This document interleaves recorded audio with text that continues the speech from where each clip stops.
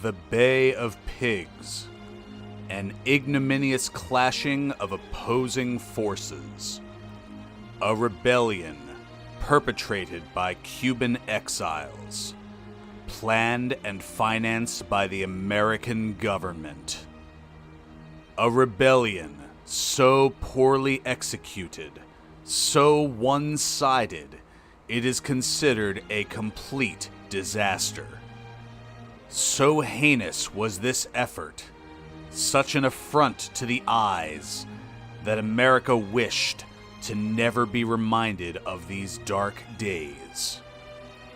However, America still sees echoes.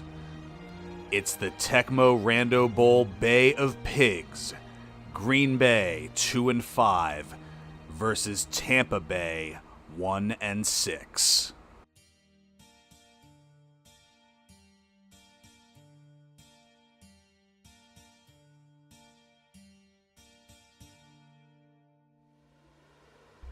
Green Bay starts with tremendous field position as Charles Wilson takes the kickoff 50 yards to the edge of the red zone.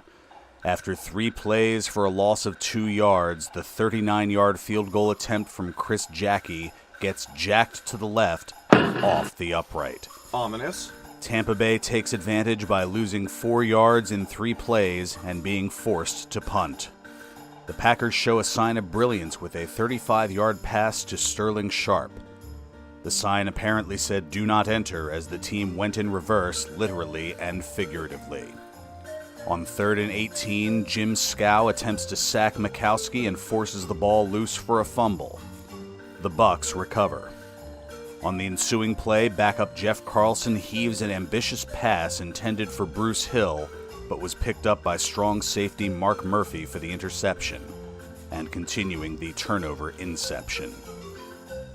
The Packers continue to move backwards with a loss of 4 yards on the run, and as Mikowski is back to pass, the nose tackle Tim Newton sacks the Magic Man in the end zone for a 2-point safety. Points! The punt would conclude the first quarter.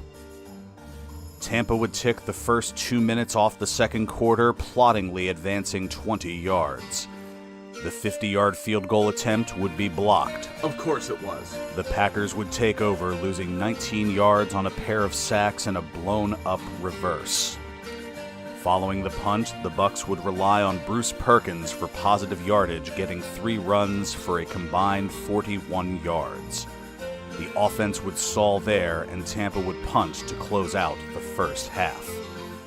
Tampa Bay would slither and writhe for 32 yards over half of the third quarter, only to punt just outside of field goal range. The Packers opted to do something to which they are not accustomed: take advantage of the situation. Unusual. From their own 9-yard line, Mikowski finds an open Sterling Sharp for 47 yards.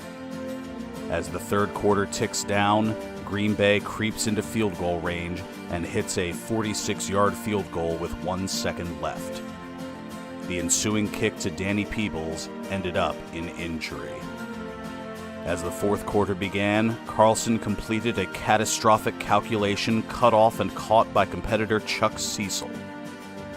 Green Bay has good field position to extend their 1-point lead, but sacks from Jim Scow, Reuben Davis, and Tim Newton force a Packers punt. Tampa takes 2 minutes off of the clock and goes 70 yards to Green Bay's 9-yard line.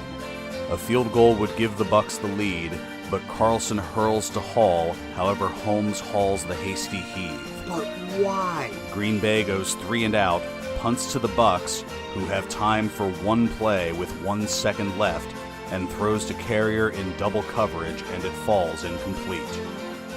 If you were to ask someone about the execution of these offenses, they'd be in favor of it. The Green Bay Packers emerge victoriously 3-2. Truly, this was the greatest game. Drowned both teams in their respective bays.